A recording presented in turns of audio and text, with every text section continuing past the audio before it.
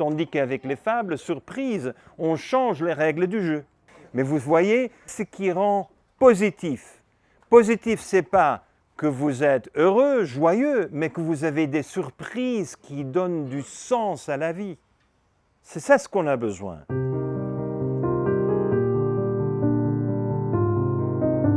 Et ce n'est que le commencement. Alors bonjour à tous, bienvenue. Bienvenue à vous Gunther. Merci de nous faire l'honneur d'être présents pour cette conférence. C'était une occasion rêvée pour l'école Athéna qui a fait le choix d'être ambassadeur des fables de Gunther cette année, à partir de cette année. De l'inviter pour nous expliquer en fait le concept de ces fables, pour nous expliquer son parcours, qu'est-ce qui l'a amené finalement à vouloir transmettre aux générations futures des concepts de réflexion et d'action pour devenir un entrepreneur et un acteur du monde de demain. Donc je vais lui laisser la parole, il va nous guider tout au long de cette matinée. L'école Athéna est une école qui existe donc depuis septembre 2016, qui accueille une soixantaine d'enfants de 3 ans jusqu'au baccalauréat. On rentre cette année dans l'homologation pour être école, collège et lycée français à Genève. Donc une manière supplémentaire de rentrer dans un réseau mondial. Et quoi de mieux que les fables de Gunther pour soutenir ce projet d'homologation et de mondialisation. Merci beaucoup. Merci beaucoup Sylvia. Bonjour à toutes et tous et un grand bonjour. 10 heures le matin avec le soleil.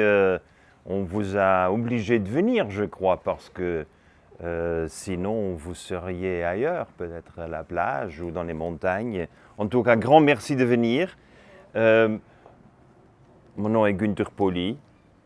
Je suis l'auteur des fables, je suis père de 6 enfants, dont j'ai un de mes enfants qui est promu comme photographe, il est derrière là. Mon autre fils, il doit faire le foot à 10h30, non, à 1h30 aujourd'hui, alors il n'est pas avec nous. J'ai 2 fils qui sont en Belgique, j'ai un fils encore en Colombie et j'ai ma fille à Zimbabwe. Alors vous voyez un peu l'éventail des racines que nous avons de notre famille. Mais avant que je ne commence, je préfère que vous vous présentez à moi. J'aimerais bien vous montrer une chose qui m'a beaucoup impressionné. Peut-être vous savez que les fables sont devenues les fables par excellence pour le gouvernement chinois. Je n'ai jamais fait une proposition aux Chinois, je n'ai jamais demandé qu'ils essayent, mais les Chinois ont appris du succès de l'utilisation des fables au Brésil. Ils m'ont demandé de faire un test dans la ville de Wuxi. Et après Wuxi, ils ont fait un deuxième test en 5000 écoles en Chine.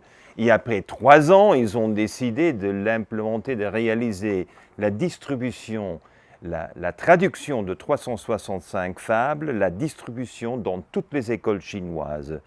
Je n'ai jamais fait une proposition, je ne l'ai jamais demandé, ils m'ont invité. Et quel honneur d'être invité. Mais un jour, je me retrouve avec les experts pédagogie de l'Académie des sciences de la Chine.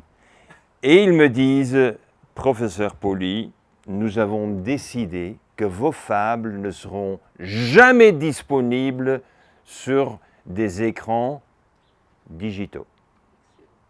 Je dis, mais vous avez fait l'édition digitale.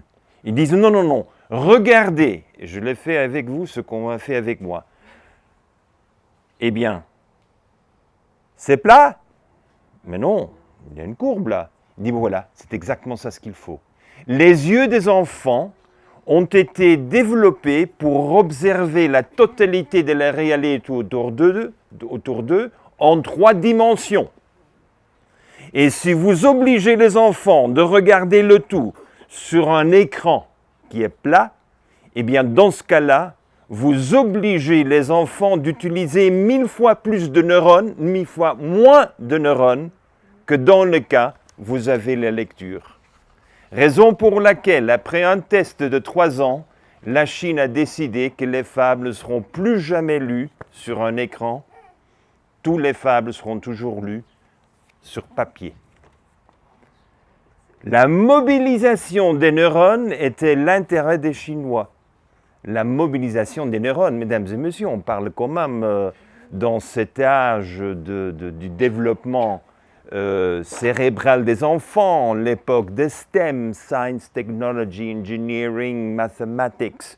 Dans toute cette époque-là, les Chinois ont décidé que pour inspirer les enfants, pour stimuler la créativité, pour rassurer une meilleure compréhension, pour activer les enfants, eh bien, il faut lire les fables sur papier. C'était une nouvelle pour moi, comme je crois que c'est une nouvelle pour vous. La Chine alors interdit la publication des livres qui étaient prévus sur les petits écrans de téléphone, parce qu'ils disent, mais c'est une folie qu'on oblige les yeux des enfants, quand les enfants naissent, découvrent la nature en 3D, et on les oblige de regarder tout, TikTok, Facebook, tout en 2D, sur un petit écran. Impossible de poursuivre. Pour moi, c'était une des grandes découvertes grâce aux travaux, mais comme c'est appuyé par 3 ans de recherche et comparaison avec des enfants qui ont lu que le digital et les autres qui n'ont lu que les livres, la conclusion était radicale. 0 de digitalisation de vos fables. Raison pour laquelle aujourd'hui j'ai plus d'1 milliard d'exemplaires distribués.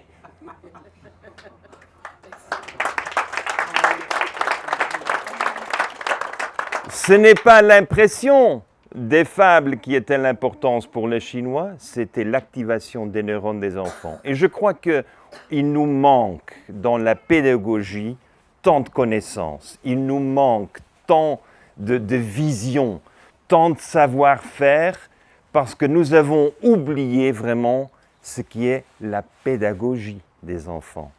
Pédagogie, c'est quoi? Eh bien, pour moi, j'ai une définition qui change tout le temps, selon... Je viens de terminer 3 jours de formation en Estonie. Et je vous donne le contexte, comment je suis arrivé à la nouvelle définition de l'éducation. Mais le contexte, vous connaissez l'Estonie. Petit pays baltique, le numéro 1 du monde en STEM. Science, Technology, Engineering, Math. Numéro 1 du monde. Numéro 1 du monde, par capita bien entendu, dans l'entrepreneuriat de cette ère de la digitalisation. Skype, Spotify, Bolt, tout ça vient de l'Estonie. Quel est le problème? Qu'ils sont à la une de cette liste des pays performants dans l'éducation STEM, mais il n'y a personne qui parle du revers. On dit toujours, on a 2 côtés de la monnaie. Alors une pièce a 2 côtés, et l'autre côté, c'est que 48% des jeunes entre 16 et 18 ont des dépressions. Vous savez ce que ça veut dire? Quel prix que paye le pays pour avoir 48% en dépression, par capita, le plus gros consommateur de Prozac entre enfants, pour être le numéro 1 en STEM. Alors, où est votre choix? Où est votre choix? Et c'est là où je crois que c'est très important de se demander quelle est l'éducation? Quelle est pour moi cette formation que je souhaite donner à mes enfants? Est-ce que je souhaite que mes enfants font partie de ce 0,2% qui font la une de notre pays? Ou est-ce que je souhaite éviter que mes enfants tombent en dépression à 16 ans? Je crois que la réaction de tout le monde est claire. Je veux la santé et le bonheur de mes enfants. Je ne veux pas les autres. Mais est-ce qu'il est alors nécessaire de faire un choix entre les deux? Est-ce que c'est l'un ou l'autre, ou est-ce qu'on saurait combiner les deux? Et moi je dis, avec les fables, je fais les deux. On a fait la preuve en Chine que les enfants ont des résultats extraordinaires en sciences, même les enfants dépassent les normes de science, de connaissances scientifiques, de compréhension, parce que n'oublions pas, éduquer, c'est comprendre. La compréhension, comprehension, comme on le dit très clairement en pédagogie anglaise, c'est the comprehension. Did you get it? Vous savez de quoi vous parlez, ou vous répétez ce que vous avez appris par cœur. Mais non, on ne veut pas apprendre par cœur. C'est ça ce que moi j'ai dû faire chez les jésuites. J'ai passé 16 ans chez les jésuites, et mesdames et messieurs, je les connais. Ils disent, mais le produit n'est pas si mauvais. Non. Mais il y en a pas mal d'autres produits qui n'ont jamais réussi. Et c'est ça ce qu'on ne peut pas avoir. Il n'y a pas de déchets humains dans l'éducation.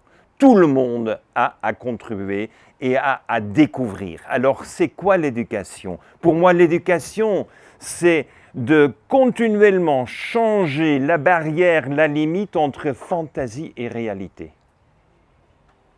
Parce que l'enfant est né dans la fantaisie, selon les parents. Mais les parents vivent dans un monde qui est pure fantaisie. On fait abstraction de la réalité de la destruction.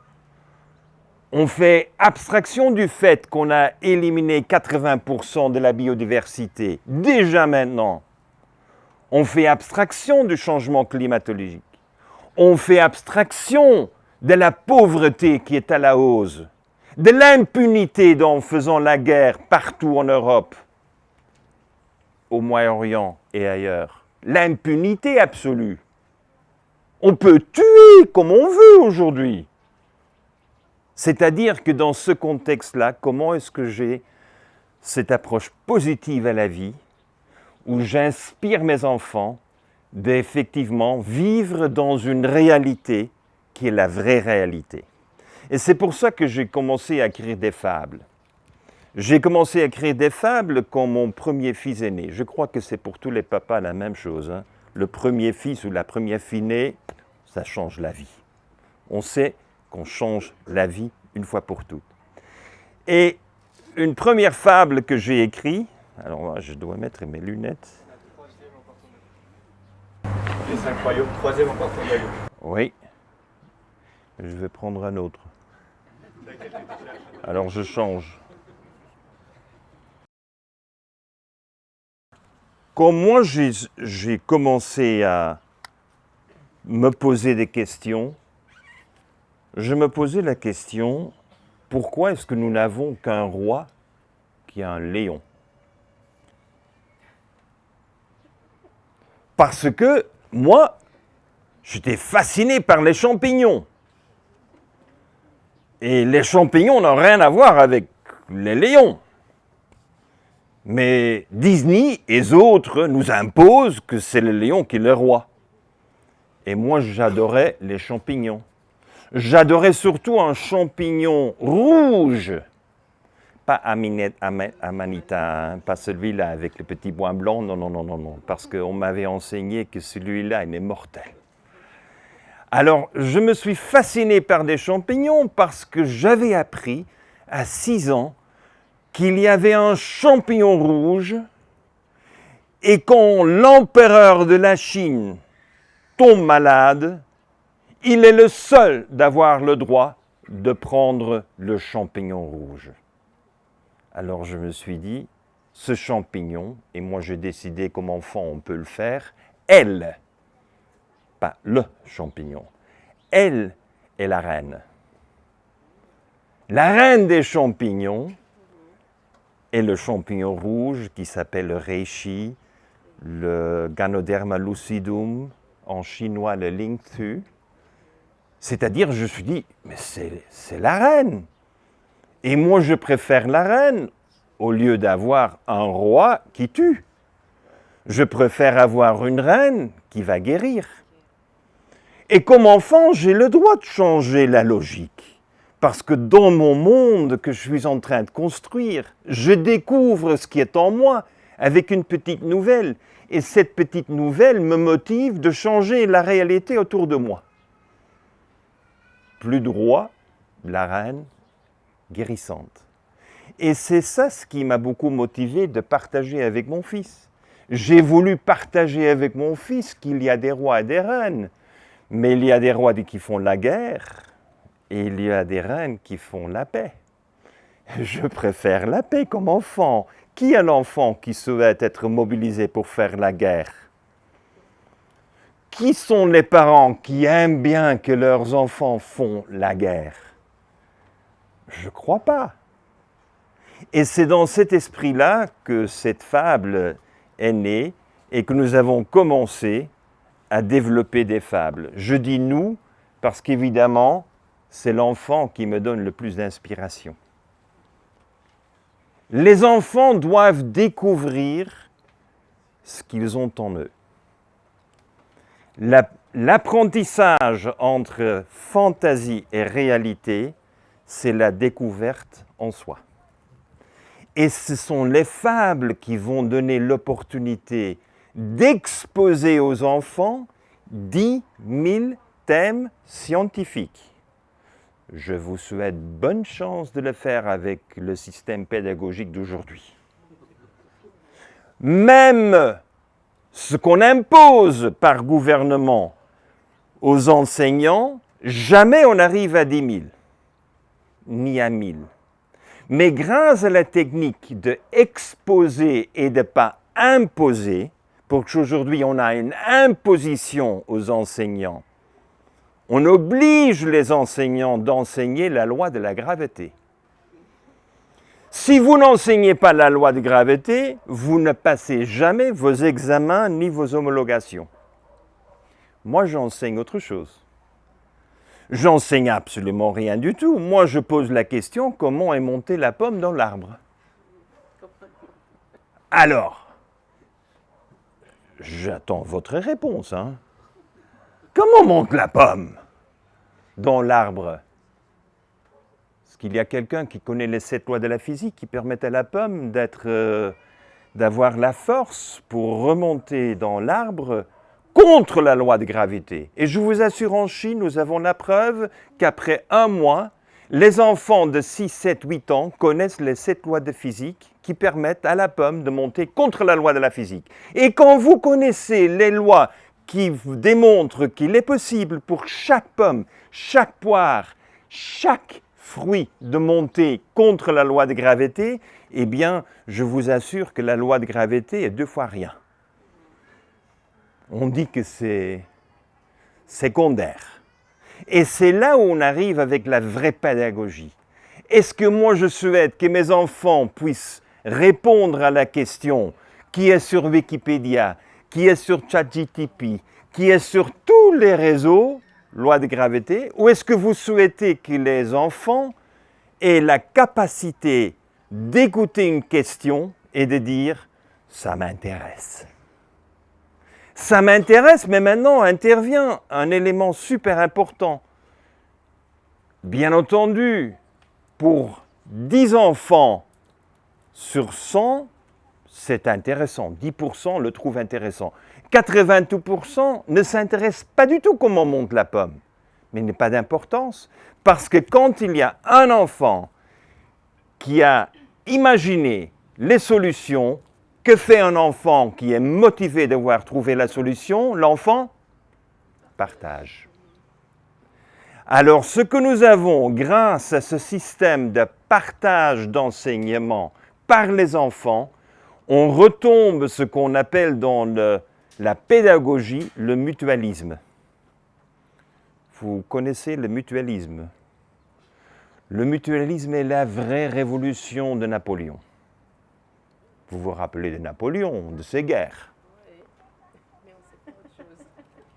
Mais on ne sait pas du tout quand Napoléon a décidé que l'enseignement, l'apprentissage, l'école est une obligation. Ce n'est pas un droit. Vous êtes obligé d'envoyer vos enfants à l'école. Le général avait décidé, mais il n'y avait ni enseignant, ni livre pour enseigner. Mais comme c'était un militaire, il a dit « Je décide de créer des cercles d'apprentissage. » Et il y a peut-être un livre pour 100, et le livre est au milieu. Alors là, on était obligé, celui qui pouvait lire une page et raconter aux autres un résumé de cette page. C'était la révolution, la vraie révolution dans l'éducation, parce que pour la première fois, les enfants ont été demandés d'enseigner autres enfants. Et c'est l'enthousiasme de l'enfant qui l'amène toujours de le faire. Quand l'enfant est enthousiasmé par quelque chose, l'enfant partage. Et quand l'enfant partage, c'est l'enthousiasme qui parle. Et comme l'enthousiasme est contagieux, vous verrez immédiatement qu'en peu de temps, tous les enfants connaissent les 7 lois de la physique qui permettent à la pomme de monter contre la loi de gravité. Plus, l'enfant se rend très vite compte que la loi de gravité est sous vide. Mais quand vous avez un environnement sous vide, il n'y a pas de vie. Alors l'enfant commence à questionner les hypothèses dans lesquelles les sciences furent développées. Alors là, on commence à avoir un enfant super pile, intelligent, critique, parce que le contexte devient très important pour les enfants. Nous savons très bien qu'un texte sans contexte est un prétexte. Nous ne voulons pas des prétextes dans la vie. Nous voulons transparence dans la vie et nous voulons enseigner à nos enfants cette transparence de voir la réalité qui est derrière. Aujourd'hui, on l'appelle fake news. Fake news for who? Et c'est là où je crois que les enfants, grâce aux fables, se retrouvent avec des réalités qui sont des réalités qui pour les enfants sont l'évidence même, mais qui dans la réalité de la vie n'est pas considérée ainsi. Quand l'enfant arrive à la maison et dit « c'est pas le roi lion, mais c'est la reine champignon », les parents vont dire « mais qui a enseigné ça ?» Et c'est exactement cette tension entre enfants qui commencent à construire un nouveau monde autour de soi-même et de ses amis, qu'il y aura une tension avec les parents qui amène à un dialogue. Et ce dialogue nous permet d'avoir un apprentissage à l'intérieur de l'école et les enfants amènent ce dialogue à la maison. On me dit toujours, Günther, tu as choisi un chemin long. Ça prend des années, des générations pour changer. Mais non! Les seuls qui peuvent changer les parents sont les enfants. Les seuls. Ce n'est pas le président de la République, ce n'est pas le banquier. Personne ne peut changer les parents, sauf les enfants. Les enfants ont moyen d'avoir influence sur les parents, qui est exactement cette influence que nous cherchons pour accélérer. Pas de mobiliser les jeunes contre quelque chose, mais d'être en faveur de quelque chose qui est nettement meilleur. Le positivisme est un des éléments, quand j'ai demandé aux Chinois pourquoi vous avez choisi ces fables, ils disent « n'importe la situation, vous êtes toujours positif ». Ah oui, parce que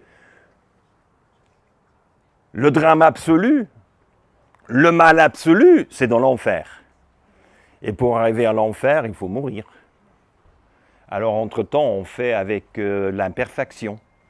Et quand on travaille avec l'imperfection, on commence à apprendre comment faire mieux. Et ça, c'est une autre fable.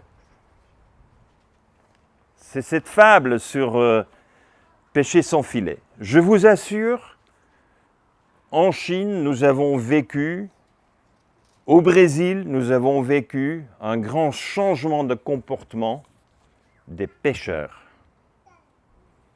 je ne parle pas des pêcheurs qui ont fait du mal, je parle des pêcheurs qui font de la pêche.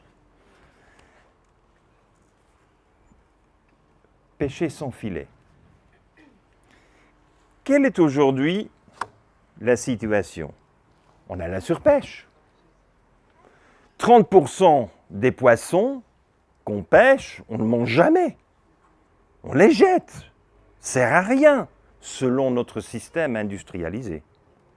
Et 30% des poissons qu'on pêche, c'est pour donner à manger aux autres poissons, le saumon. Parce que pour une autre raison, on a réussi de nous convaincre que le saumon, c'est bon, mais tout ce qu'on donne à manger au saumon n'est pas bon. C'est-à-dire les sardines, les eringues, les maquereaux, tout ce qu'on ne mange plus chez nous est transformé en nourriture pour les saumons. Malheureusement, maintenant, vous mangez tant de saumon qu'il n'y a pas assez d'airain ni sardines et qu'on est obligé de génétiquement changer les saumons afin qu'ils puissent digérer du soja. Vous savez, un saumon canadien mange soja. Bien entendu, le soja est d'une couleur verte. C'est la raison pour laquelle il faut rajouter une petite colorante, parce que sinon, un saumon vert ne vous intéresse pas.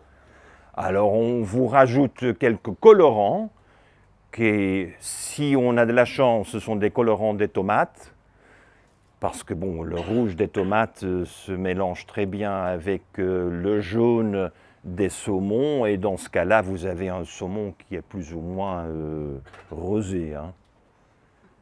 Devant cette réalité, je dis, qu'est-ce que je raconte à mes enfants? Est-ce que je souhaite qu'ils font campagne contre les OGM et contre les saumons et contre la surpêche, ou est-ce que je souhaite que mes enfants s'imaginent un autre monde? Et moi, je souhaite que les enfants font une approche positive. Et pour chercher cette approche positive, il faut s'inspirer de la nature, le biomimétisme. C'est-à-dire que qui est le meilleur pêcheur dans les océans? Ce sont les baleines et les dauphins. Alors, s'ils sont les meilleurs pêcheurs dans les océans, raconte-moi comment est-ce qu'ils font la pêche avec des bulles d'air. Alors, si un dauphin et un baleine est capable de pêcher sans filet, est-ce que nous sommes capables de le faire, oui ou non? Que dirait un enfant? C'est évident. C'est évident qu'on peut pêcher sans filet parce qu'il y a 1 million de baleines qui le font dans les océans. Alors, si les baleines sont capables de le faire, nous sommes capables de le faire. C'est logique, non, pour un enfant? Est-ce qu'il faut alors le convaincre? Non, les ingénieurs ont résolu que ce n'est pas possible. Ah mais non, mais moi j'ai 6 ans. Quand moi je suis grand ici 20 ans, j'aurai 26, moi je fais la pêche sans filet. Et tout d'un coup, il y a un deuxième élément biologique qui est passé comme information secondaire, dérisoire, que chez les poissons, ça ne fonctionne pas comme chez maman. Maman a 40 ans, probablement, elle n'aura plus d'enfants. Mais chez les poissons, quand les femelles deviennent plus vieilles, elles produisent plus d'enfants. Alors, un Saint-Pierre, si vous aimez bien manger le Saint-Pierre, un Saint-Pierre de 40 ans fait quand même 300 millions de bébés. Et 300 millions de bébés, dont 99,9% deviennent nourriture pour des autres. Mais le 0,1% qui survit, c'est quand même encore quelques millions de poissons. Alors, est-ce que vous voulez manger la grand-mère? Ou vous voulez sauver la grand-mère? Pour les enfants, c'est décidé. On ne touche pas la grand-mère, hein? Ah non, hein? La grand-mère, elle est sacrée. Et tout d'un coup, avec ces deux informations, les enfants changent complètement de perception. C'est quoi la pêche? C'est que nous sommes encore des Néandertals. Nous sommes dans une époque qui n'existe plus. Ce sont nos parents qui vivent dans la fantaisie, parce qu'ils continuent à bouffer des poissons et le saumon surtout, tandis que nous avons d'autres opportunités. L'opportunité, c'est quoi? Faire la pêche avec des bulles d'air. Et là, tout d'un coup, il y a David Attenborough qui publie son 2e édition sur la nature, et il y a 5 minutes à propos des baleines qui font la pêche avec les bulles d'air. Alors là, c'est confirmé, hein. La preuve fut faite pour les enfants. Alors immédiatement, je suis en Espagne, je donne conférence. Immédiatement, les pêcheurs me reprochent d'avoir changé la tête de leurs enfants. Ils me rapprochent qu'ils ne sont plus capables d'avoir un futur parce que je les oblige de faire la pêche avec des bulles d'air. Mais les enfants sont convaincus qu'il faut le faire. Aujourd'hui, sur l'île El Hierro, petite île en Espagne, en face du Maroc, cette petite île, il y a 40 pêcheurs qui ne pêchent plus. Ils se sont engagés auprès de leurs enfants de ne plus jamais pêcher des grands-mères. C'est-à-dire catch and release. Vous pêchez, vous vérifiez mâle, femelle, vous rendez à l'océan. Vous vous imaginez? Après 10 ans de pratique, il y a 5 fois plus de poissons autour de l'île El Hierro. 5 fois plus. Faites pas la conservation selon Greenpeace. Je n'ai rien contre Greenpeace, mais il faut être pratique. Qui est capable de produire plus de bébés? Mais c'est la grand-mère. Alors touchons plus la grand-mère. Et on le fait dans la pratique. Les filets éliminés, on ne fait que la pêche à la ligne et tout d'un coup, on change la réalité dans la communauté. Mesdames et messieurs, c'est la force des enfants. Et qu'est-ce que j'ai fait? J'ai raconté 2 petites histoires en 3 minutes. Pourquoi? Parce que vous le savez aussi dans votre vie, il y a une petite histoire qui vous est racontée, ça change la vie. Parce que vous changez de perception. C'est la raison pour laquelle je dis, c'est quoi l'enseignement? C'est changer la barrière, cette frontière entre réalité et fantaisie. Vous réussissez à le faire et vous le faites tout le temps. J'ai démarré avec 36 fables, j'ai terminé avec 365. 33 ans de travail. Mais avec 365, on touche tant de sujets, tant de thèmes que vous touchez la vie. Et c'est ça ce qu'on veut faire avec les enfants. Les enfants ont été à l'écoute des histoires que tout d'un coup, comme vous le voyez dans ce récipient, tout d'un coup, le papier, on peut le mettre dans l'eau. Et c'est fascinant parce que comme on fait aujourd'hui, tonne de papier, tonne de cellulose a besoin de 600 tonnes d'eau. On nous dit qu'il y a pénurie d'eau. Pour l'enfant, quand l'enfant apprend qu'on peut faire papier de pierre avec la poudre, les déchets des mines, l'enfant ne comprend pas pourquoi on le laisse à l'air libre afin que nous ayons des problèmes asthmatiques. On peut les récupérer et en faire papier. On a 5 usines, ce n'est pas une folie, ce n'est pas une idée, on l'a fait. La Chine a décidé, après que les Chinois ont pris connaissance de ces technologies, on dit on ferme des usines qui font papier cellulose pour remplacer avec papier pierre. Tous les fables sont imprimés sur papier pierre. Un papier qui n'a pas besoin d'eau pour être fabriqué. Pour l'enfant, c'est l'évidence même. Si vous n'avez pas d'eau, si vous me faites économiser de l'eau, je ne peux plus prendre ma douche. Ma douche est de 3 minutes. Il n'y a presque rien qui sort. Pourquoi est-ce que je suis obligé de le faire? Et de l'autre côté, nous avons une industrie qu'on continue à gaspiller de l'eau. Parce que c'est le standard? Non, c'est parce qu'ils n'ont pas voulu faire l'innovation. Et pourquoi ils ne veulent pas faire l'innovation? Pour l'enfant, il est clair, moi, je vais faire l'innovation. Raison pour laquelle on a demandé à Sylvia que toutes les fables que vous auriez seront des fables sur papier-pierre. Parce que quand l'enfant, de toutes ces fantaisies qu'on parle, et quelques éléments en main pour dire c'est plus fantaisie, c'est la réalité, l'enfant développe le deuxième grand volet de la pédagogie, c'est l'intelligence émotionnelle.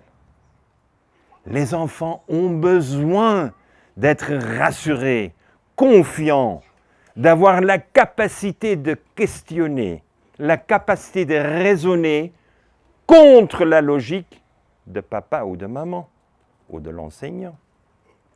C'est très important qu'il se développe cette autoconscience et le développement, nous savons tous, pour devenir entrepreneur, j'ai entendu que plusieurs d'entre vous sont des entrepreneurs, c'est surtout grâce à votre grande intelligence émotionnelle que vous deveniez entrepreneur. Parce que sans confiance en vous, vous ne seriez jamais entrepreneur. Nous souhaitons que les enfants deviennent des entrepreneurs pour le bien commun, qu'ils prennent des initiatives pour leur communauté, pour la famille. Je souhaite que les enfants aient la confiance qu'ils sont capables de le faire. Et grâce à ce développement de l'intelligence émotionnelle, nous aurons un développement d'un enfant qui, même en cas de crise, sait supérer les crises. Parce que la vie, si vous avez plus de 6 ans, vous avez tous et toutes passé par des crises. C'est la vie! La vie, ce n'est pas les crises, c'est comment vous supérez les crises. Comment vous transformez la réalité d'une crise en quelque chose qui vous aide de devenir plus fort, plus clair, de changer de direction. Et c'est exactement ça ce que nous avons avec les fables. Les fables permettent aux enfants d'avoir un éventail de connaissances scientifiques d'un côté, pas parce qu'on sait répéter les lois de la physique, pas parce qu'on sait répéter les définitions mathématiques, c'est parce qu'on sait à quoi ça sert. Et je rappelle très bien une question qu'un jour, j'ai posé la question à mon enseignant de mathématiques, à quoi ça sert les intégrales? Il a dit un jour, quand vous êtes ingénieur, vous le saurez. Je ne suis pas devenu ingénieur, alors je ne sais pas encore à quoi ça sert.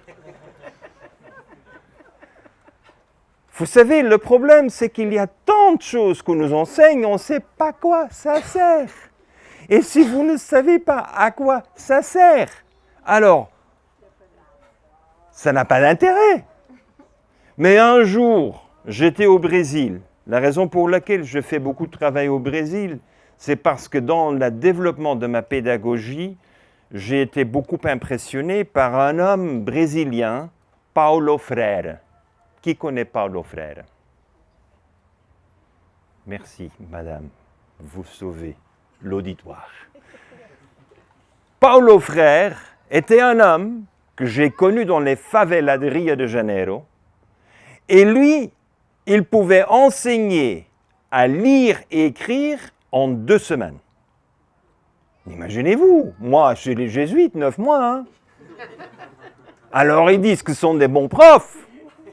Est-ce que c'est l'étudiant qui était mal, ou c'était le prof qui n'était pas bon, ou est-ce que c'était la pédagogie qui n'était pas la bonne? C'est la pédagogie.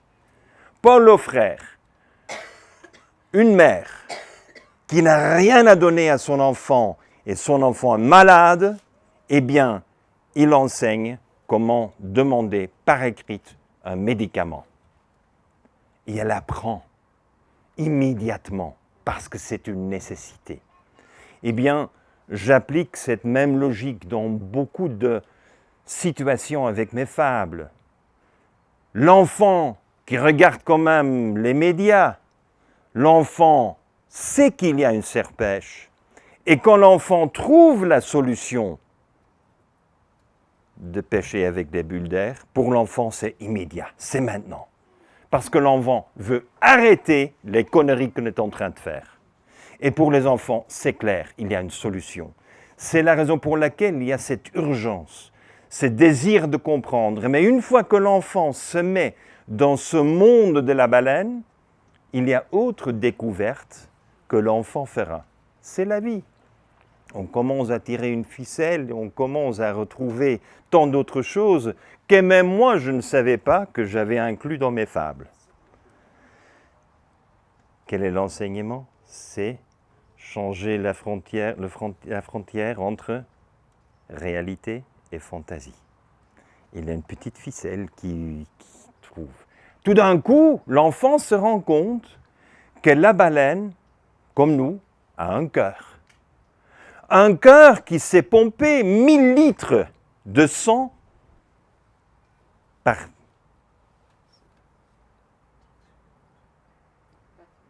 bâton, avec 6 volts courant direct.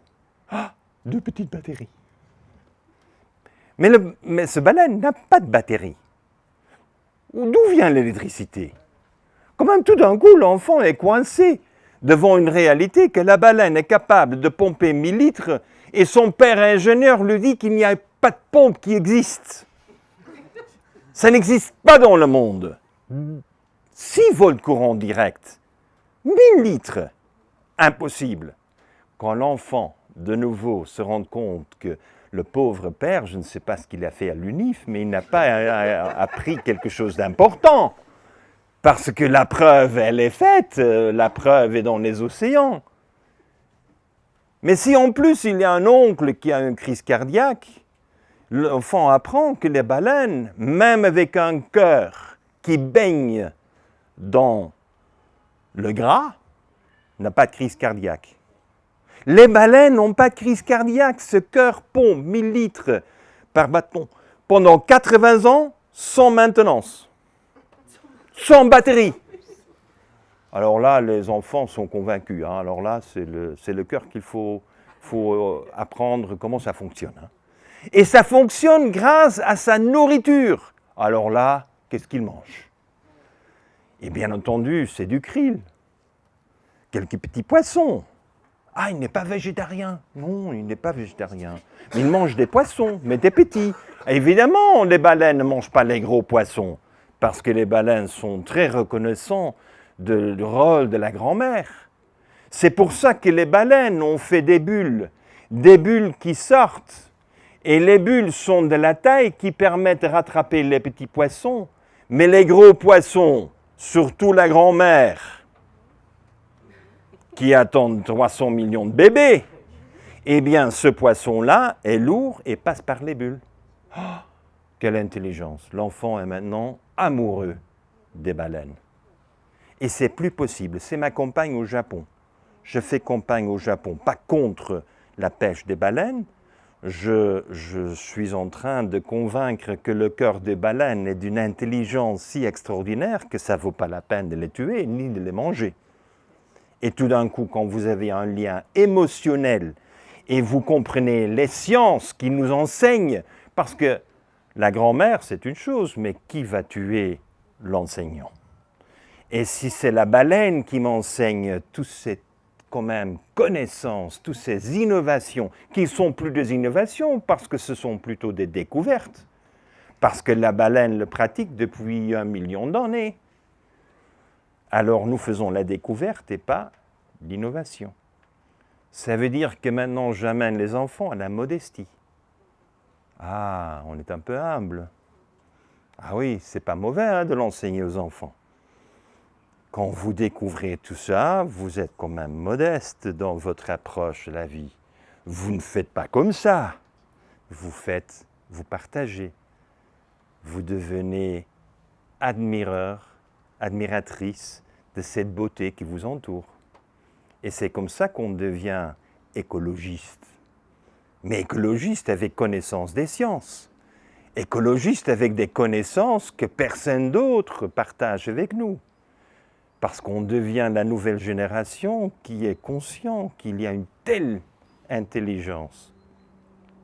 Et une fois qu'on est dans l'océan, évidemment, on trouve la poulpe. Qui a vu le film poulpe, mon maître? La sagesse de la pieuvre. Comment ça s'appelle? En français, c'est la sagesse de la pieuvre. Ah, mais alors là, oui, bon, on a changé le titre pour plaire aux Français. La sagesse De la pieuvre. de la pieuvre. Vous savez qu'on vient de faire une vidéo de cette pieuvre qui a volé les caméras de Craig Foster. Vous savez, les pieuvres volent des caméras. A pris caméra, a regardé, a tourné les caméras et a commencé à filmer Craig Foster, celui qui a obtenu le prix Oscar. Il les filme. Alors quand vous voyez ça, il est évident que ce n'est pas un invertèbre, c'est un primate. Et je l'ai demandé à Jane Goodall, et Jane Goodall a regardé les vidéos et elle a dit « mais ce sont des primates ». Je n'ai jamais eu un chimpanzé qui a volé mon caméra, a pris photo de moi et a rendu mon caméra. Et c'est ça ce que nous sommes en train de faire avec les enfants, c'est-à-dire les exposer à des observations qui sont hors du raisonnable, fantaisie pour les parents, mais qui deviennent réalité pour les enfants. Et tout est positif. Et je crois que c'est ça ce qui est l'importance. Mais l'enfant, à 3 ans, à 5 ans, à 6 ans, à 8 ans, même à 10 ans, je sais que vous avez quelqu'un qui est chargé de l'éloquence, d'enseigner comment présenter les choses. Eh bien, les enfants n'ont pas encore appris. Alors, comment est-ce que l'enfant puisse exprimer sa fascination pour les zèbres? Parce que les zèbres n'ont jamais des moustiques qui piquent. Les zèbres n'ont pas de tiques. Les zèbres n'ont pas de moustiques, n'ont pas de malaria. Alors, vous vous imaginez, l'enfant souhaite savoir, comprendre pourquoi tous les êtres vivants avec du sang chaud ont cet intérêt des moustiques pour venir nous piquer et prendre notre sang. Et le seul qui a été capable de ne pas être touché par les moustiques sont les zèbres. Vous savez pourquoi?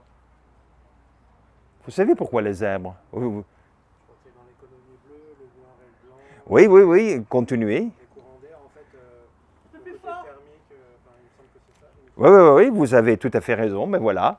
C'est-à-dire que vous avez le noir. Le noir devient chaud. L'air chaud monte. Quand l'air chaud monte, il y a basse pression. Le blanc, c'est l'inverse. Les pauvres moustiques ne peuvent pas atterrir.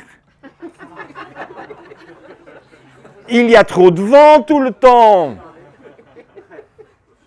Alors tout d'un coup, les enfants se posent la question, que fais-je? Eh bien, vous saurez immédiatement, vous allez à la piscine, les enfants sont peints noir et blanc. Hein? Ah, c'est évident. Alors, qui veut être bouffé par les moustiques? Mais personne. Alors, si les zèbres ont appris comment le faire, bon, moi, je sais le faire. Mais comment alors demander à l'enfant? Même pour un adulte, ce n'est pas évident. Vous savez que la logique qu'on vient de discuter, ce sont 10 pas logiques. Vous êtes un génie si vous êtes capable de faire 10 pas logiques en conséquence. Mais les enfants le sauront à 12 ans. Vous savez ce que ça veut dire? 10 pas logiques. Ça veut dire les problèmes mathématiques résolus. Parce qu'on a la capacité de prévoir les autres étapes. Mais pour l'enfant, ce n'est pas la mathématique, c'est la moustique qui ne peut pas atterrir. C'est ça ce qui est intéressant. Et comment est-ce qu'on peut savoir si l'enfant a bien capté l'idée, oui ou non? Eh bien, c'est qu'on demande de faire le dessin de sa maison du futur. Et comment sera peinte la maison? Avec noir-blanc. Et sans vous voyez que les maisons sont tous des maisons noir-blanc, eh bien, l'enfant a compris. Il ne faut pas demander d'expliquer. L'enfant a montré sa compréhension. J'insiste, Pour les enfants, ce qui est important, c'est comprendre « What is this all about ?» Et dès le moment où on a compris à quoi ça sert, eh bien, s'il c'est nécessaire de l'expliquer, on fait une petite peinture. D'où intervient la nécessité de l'art dans l'enseignement. On ne peut pas se priver de l'art. Il faut que ça soit au moins 20-25% du temps passé. Parce que les enfants vont trouver, grâce à l'art, cette opportunité d'exprimer ce qu'ils ont compris. Mais ils ne peuvent pas le dire. Nous avons trop d'insistance sur la logique.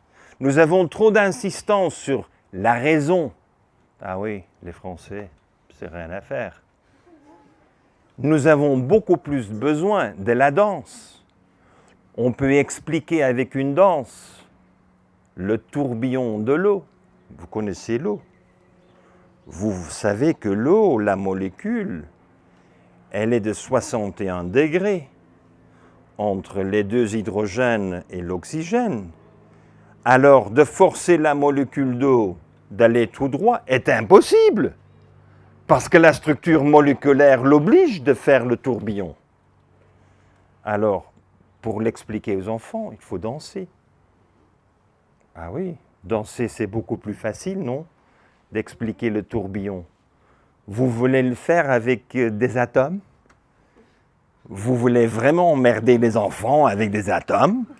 Vous faites la danse! Et une fois que vous avez fait la danse, les enfants ont tout compris comment fonctionne l'eau. Je crois que nous avons perdu l'opportunité de vraiment intégrer les sciences avec les arts, avec l'intelligence émotionnelle.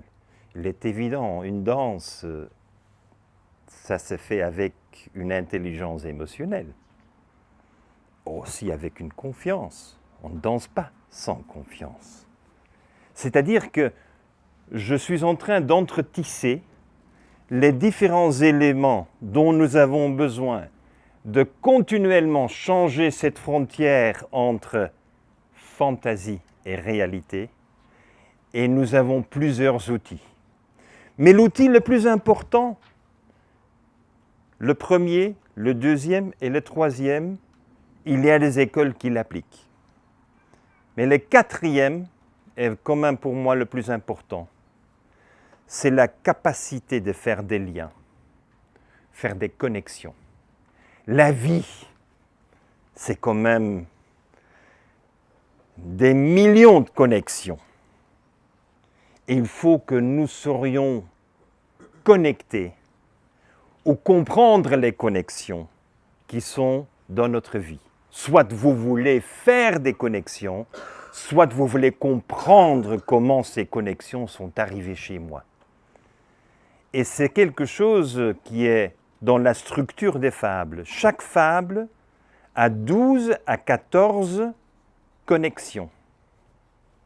C'est-à-dire, le cerveau, les neurones sont obligés de suivre, pas les 10 avec zèbre, mais jusqu'à 12, 14. Si vous faites des jeux comme l'échec, chess. Un grand maître, c'est prévoir 10 pas. Un grand maître. Le champion mondial, 11 à 12.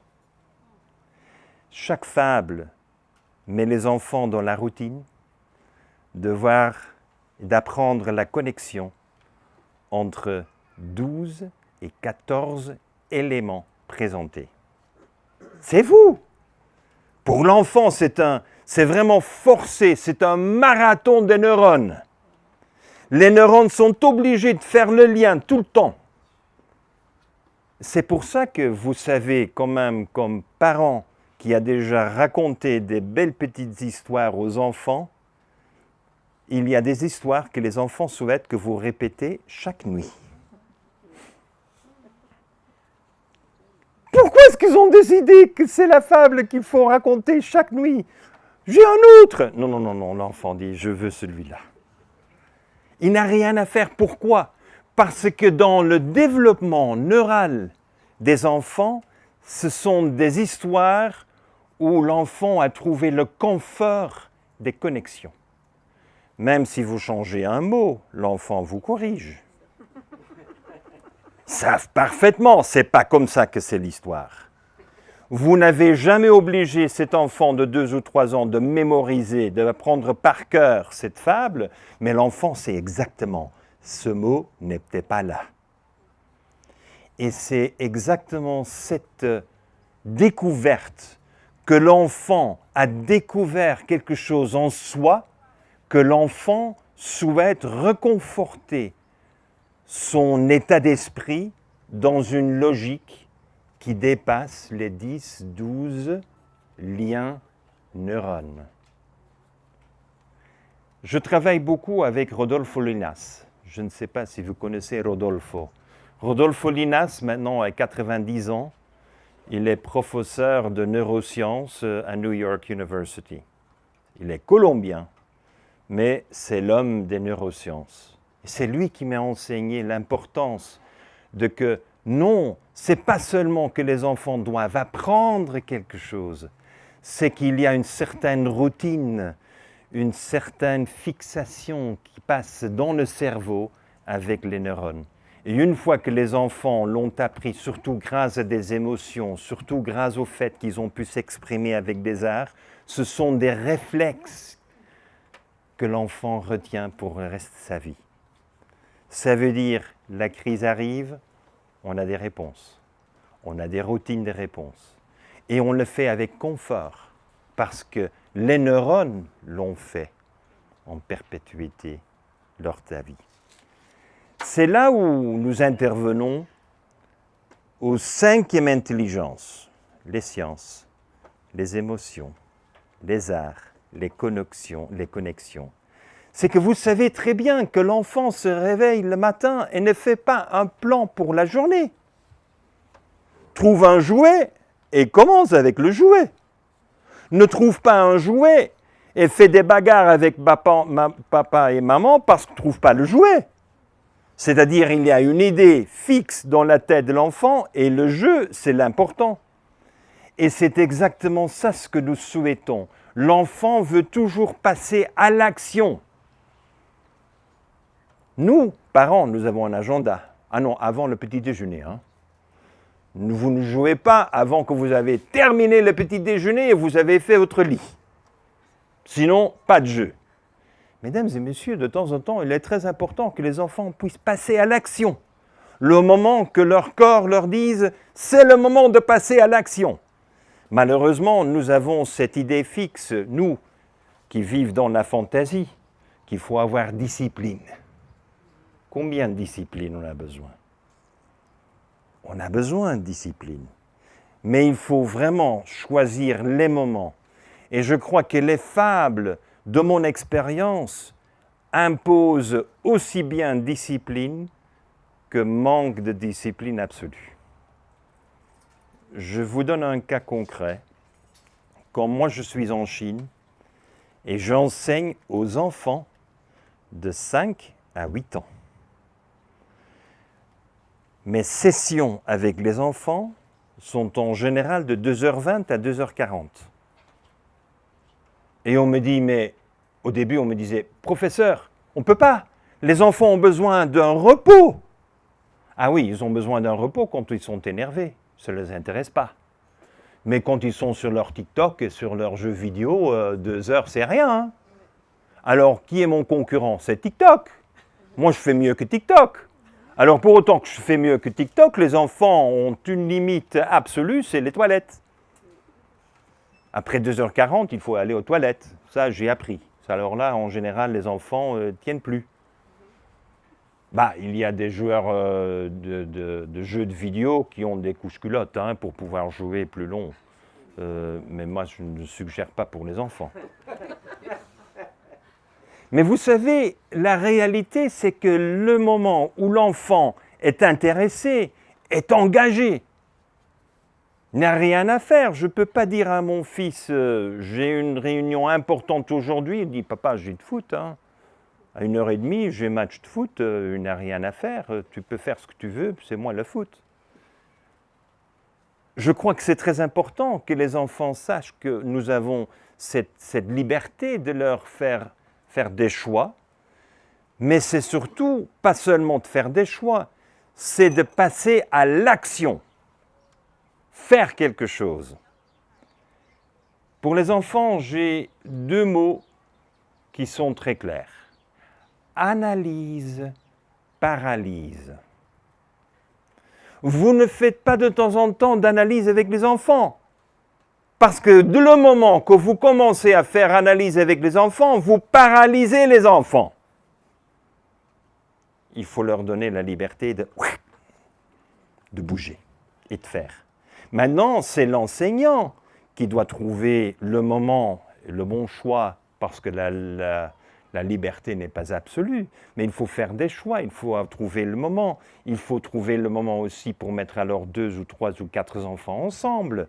Ça, c'est vraiment l'intelligence et comme on dit en allemand, Fingerspitzengefühl, l'intuition des enseignants, que c'est le moment de donner un peu de liberté ou c'est le moment de serrer. Ça, il faut faire un choix. Mais les enfants ont ce désir de passer à l'action. Je vous donne le cas sur la baleine. Les favelas au Brésil, on est loin des favelas du Brésil ici à Genève, mais quand même, il faut en parler. C'est la réalité de la vie. Eh bien, les enfants, ils apprennent que les baleines sont capables de faire fonctionner, je me répète alors, de faire fonctionner le cœur avec 6 volts, pompé 1000 litres, 80 années, sans batterie. Alors, est-ce qu'on peut lancer le défi, comme on l'a fait avec les jeunes dans les favelles, qu'avec peau de banane, casque d'œuf, nous sommes capables de faire l'électricité pour faire briller une petite lampe LED pendant 10 secondes. Coquille d'œuf.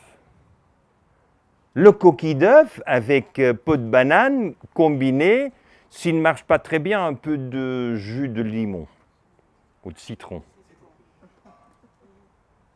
Et tout d'un coup, le record que nous avons au Brésil, c'est 24 secondes. Comment est-ce que se sent un enfant qui est dans des favelles et qui fait briller une lampe 24 secondes avec peau de banane, casque d'œuf? Parlons d'intelligence émotionnelle, parlons des sciences, parce qu'il sait très bien, elle saura très bien, que ce sont 3 composants chimiques qui font fonctionner. Seront connus une fois pour toujours. Vous connaissez les 3? Quels sont les 3 éléments chimiques qui font fonctionner l'électricité? Calcium, oui. Non, pas magnésium. Potassium.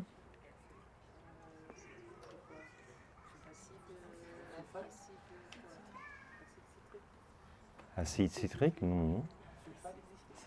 Sulfate, sodium, non. On a calcium, sodium, potassium. La soude. Mais tous les enfants qui vous lisent les fables le savent. Hein? Et vous savez, ce sont les mêmes qui font fonctionner votre cœur. Hein? C'est quand même un petit détail intéressant. Et si vous mangez trop de bananes, vous auriez des palpitations dans votre cœur parce que vous avez trop de potassium. Hein? Alors tout d'un coup, l'enfant qui est intéressé dans ce cas connaît tout, devient médecin, nutritionniste. Je crois que c'est très important, l'enfant décide, lors de 365 fables, eh bien, notre expérience qu'avec 36 fables, l'enfant trouve sa profession, son futur, mais le trouve 10 fois, 10 autres. L'embarras de choix dans la vie. C'est ça la beauté. Et c'est ça qui fait rêver. Parce qu'à la fin de la journée, mes fables, je dis toujours, pour ne jamais arrêter de rêver.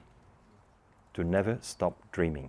Il faut maintenir vivant le petit enfant en nous. C'est-à-dire que la force d'un adulte d'être créatif, entrepreneur, d'être enthousiaste, c'est parce que vous avez maintenu votre petit enfant. Et il faut maintenir, il ne faut pas devenir trop sérieux dans la vie. Le bonheur, la joie, c'est aussi important. Et savoir faire le choix entre le boulot, le travail, les sacrifices qu'il faut faire, les engagements qu'il faut prendre, eh bien, ce sont toute une série de décisions qui font partie de ce que j'appelle l'entrepreneur pour le bien commun. Le jeune est obligé de prendre des décisions, de passer à l'action. Et une fois qu'il passe à l'action, l'enfant se rend compte qu'il est obligé de connaître plus de science, se rend compte qu'il n'a pas assez de patience. Alors il doit apprendre patience, ce qui est le plus difficile chez les enfants. Et bien entendu, forme d'expression. L'enfant est capable d'argumenter, les arguments, raisonner, parce que c'est ça les liens entre les différents faits, les différentes observations. Et cet ensemble nous amène à un dernier point, que je crois qu'il est souvent difficile, pas oublié, mais difficile d'enseigner aux enfants, c'est l'éthique de vie. Vous imaginez la réaction des enfants quand vous dites « Et maintenant, les prochains 50 minutes, on va vous parler de l'éthique. » Je vous souhaite bonne chance comme enseignant. Hein? Je vous souhaite quand même beaucoup de courage. C'est pas évident. C'est pour ça que dans toutes les fables, j'ai intégré l'éthique. Et l'éthique que j'ai proposée, parce que mes fables ont été traduites en arabe, ont été publiées en Égypte, ont été publiées en Chine. En Chine, parlons quand même en toute transparence, si le Parti communiste n'est pas d'accord, vous n'êtes pas publié. C'est quand même évident. Comme en France, si le ministère de l'Éducation n'est pas d'accord, vous n'êtes pas distribué. Je ne sais pas les Genevois, mais en tout cas, ce n'est pas évident. Et c'est la raison pour laquelle j'ai dû apprendre pendant 30 ans comment mettre l'éthique dans les fables. Mais je vous donne un cas concret et tout le monde est toujours d'accord. J'espère vous aussi. Si je serais un voleur et la police me prend et me met devant le juge, et le juge dit « Vous avez volé ». Et moi je réponds « Monsieur le juge, je vous promets de voler moins ». Quelle serait la réaction? Mais le juge dit « Mais monsieur, qui prétendez-vous que vous êtes? Mais mon nom, monsieur le juge, je suis si habitué de vivre de ce que je vole que je vous promets de ne plus voler toute la semaine, seulement les fins de semaine. » La réaction est évidente, c'est pas possible. Voler, c'est voler. Mais alors il y a un jeune qui observe ça et qui regarde qu'il y a des entreprises qui reçoivent des prix parce qu'ils ont diminué la pollution avec 80%. Mais si vous diminuez la pollution avec 80%, c'est qu'au moins je fais le week-end. Hein? C'est-à-dire qu'est-ce que nous n'avons pas une double morale? Est-ce que polluer, c'est polluer? Voler, c'est voler? On est d'accord. Voler moins, c'est voler. Polluer moins, c'est polluer. Et tout d'un coup, les enfants sont devant une réalité, c'est la double morale. Eh bien, ni avec les musulmans, ni avec les Chinois, ni avec les Brésiliens, j'ai eu des problèmes à expliquer la logique de cette fable. Et je crois que c'est là où nous devons arriver. Comment est-il possible qu'on ne fait pas tout pour la promotion de l'éthique, une morale, qui est quand même acceptée par tout le monde? Si le Saint-Pierre nous donne 300 millions, ça a vraiment du sens de manger le filet de Saint-Pierre? Est-ce que ça a vraiment sens? Et c'est comme ça que j'ai pu convaincre les Chinois de ne plus pêcher plusieurs espèces parce que on fait la surpêche. Et ce sont les enfants qui se sont rendus compte que ça n'a pas de sens. Et je crois que là, nous avons vraiment une très grande opportunité. Et je remercie Sylvia de pouvoir finalement, en Suisse, offrir cette pédagogie aux enfants. Parce qu'il faut démarrer quelque part. Je l'ai pu faire en Chine. J'ai formé 50 000 enseignants en Chine. 50 000. J'ai fait 400 enseignants en Estonie. J'ai fait 6 000 enseignants au Brésil. Je crois que nos enfants ont tous, pas le droit, mais ont tous une opportunité d'apprendre ce que nous, on n'a jamais pu apprendre. Moi, j'aurais bien voulu apprendre avec des fables. Mais les jésuites n'auront jamais permis. Ils n'ont qu'une série de fables, il s'appelle la Bible. Je ne dis pas que c'est un mauvais livre, mais je dis que la pédagogie est un peu différente. Ce que moi je crois qui est important, c'est d'avoir une opportunité d'exposer et pas d'imposer. Le démarrage des fables sont 3 minutes par jour. Et après, ce sont les enfants qui suivent. Parce que vous avez des enfants, les enfants ont écouté quelque chose qui les intéresse. Et je sais exactement quand ça l'intéresse la grand-mère. Je sais exactement que ça intéresse le cœur. Je sais exactement que ça les intéresse les moustiques. Et c'est là où on est obligé de vraiment avoir un engagement d'une école. Parce qu'on ne le fait pas en racontant une soirée, une histoire. Ça doit faire part de la pédagogie. Et je vous remercie beaucoup pour cet engagement. Parce que je vais essayer de vous accompagner au maximum possible afin qu'ici nous avons un berceau d'apprentissage selon une pédagogie que je crois que dans cette grande ville de Genève, qui a quand même une extraordinaire histoire dans l'éducation, que nous pourrions peut-être apporter aussi avec cette innovation. Je vous remercie beaucoup.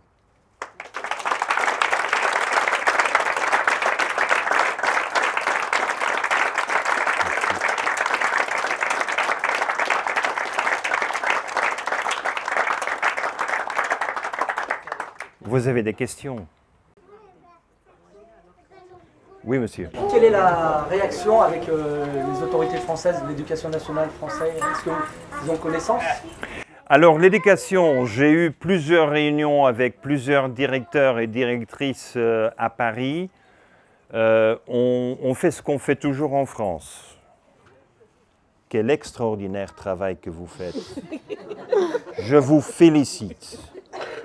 Vous devrez avoir Légion d'honneur un de ces années. Hein? Oui, oui, oui. C'est vraiment extraordinaire. On ne fait rien. Mais nous avons fait des cours pour des homeschooling, l'enseignement. Instruction en famille.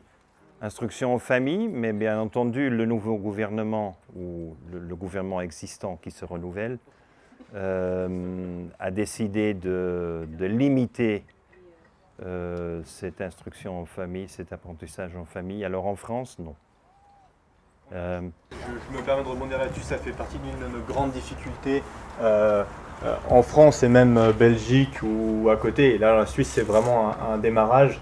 Depuis 3 ans, je pensais vraiment, moi, le projet m'a convaincu directement et je pensais que ça aurait été beaucoup plus simple de convaincre ça. Et en fait, tous les professeurs sont convaincus, mais quand on monte au niveau décisionnaire, personne ne veut se mouiller. C'est pas que les gens ne sont pas forcément intéressés, c'est que personne ne veut se mouiller. Et donc, du coup, on a beaucoup de mal de rentrer dans le niveau des institutions. Et donc, si certains d'entre vous ont des idées, on est preneurs. On constate que des pays qui ont quand même des grandes difficultés Et les Chinois, la raison pour laquelle, par après, ils m'ont confié, notre problème, c'est que notre éducation avait aucune considération pour les émotions des enfants. Aucune. Alors ils ont dit, il faut qu'on change. Et ils ont choisi mes fables. Ils ne voulaient pas programme intelligence émotionnelle. Ils voulaient avoir programme où l'intelligence émotionnelle était intégrée. Et alors là, c'était pour eux. Mais deuxièmement, mais c'est par après, pas en avant. Ça, c'était leur intention. Les intelligences émotionnelles des enfants, il faut qu'on le développe. Deuxièmement, par après, ils ont constaté que leurs enfants qui ont fait les fables étaient beaucoup plus entrepreneurs, mais entrepreneurs avec une éthique. Alors là, ils ont été fascinés, en petite parenthèse et en toute humilité. J'ai été voté un des 10 meilleurs enseignants de la Chine. Je ne parle même pas chinois. Alors j'ai dit, vous avez triché ce vote-là, hein, comme vous faites tout le temps, vous trichez. Et je le dis aussi, hein, vous trichez. Non, non, c'était fait par Alibaba, on n'a rien à voir avec ça. Non, non, non, vous, avec Alibaba, on vous connaît quand même. Alors, mais c'est très important de voir leur désir était vraiment l'intelligence émotionnelle, parce que c'est la santé mentale des enfants qui est si important aussi pour les Chinois.